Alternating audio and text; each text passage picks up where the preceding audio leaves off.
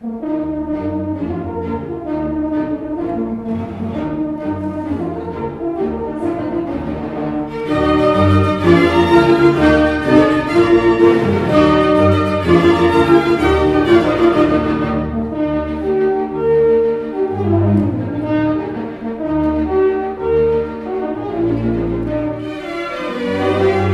piece that I'm going to play, Mozart's Horn Concerto, commonly known as No. 4, but also identified by the catalogue numbers 495, is one that he wrote in 1786 for his friend Ignaz Leutgeb.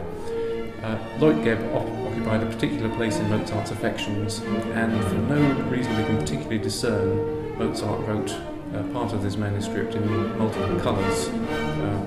Some of the existent writing he had was written in 4 different coloured inks. The piece itself is in 3 movements. The last movement is probably one of Mozart's most famous pieces, certainly for the horn. It was made famous by the duo Flanders and Swann, who put words to it. I once had a whim and I had to obey it, to buy a French horn in a second-hand shop. I polished it up and I started to play it in spite of the neighbours who begged me to stop.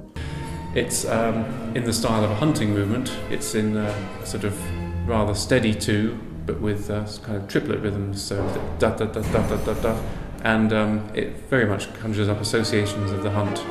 The instrument that I'm playing is an old style natural horn. Let's say it's got no valves, and what it does have is a mouthpiece and a bell with this length of tubing, which is a horn in E flat. I can get a certain series of notes out of it.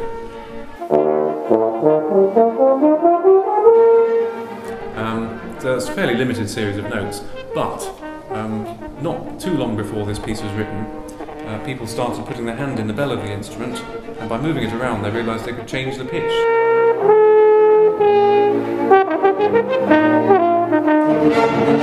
You can effectively play pretty much all over the range of the instrument with a slightly muffled sound on those notes that we call them stop notes, because you're stopping the bell. And Mozart was very aware of this and wrote specifically with this kind of sonic change in mind.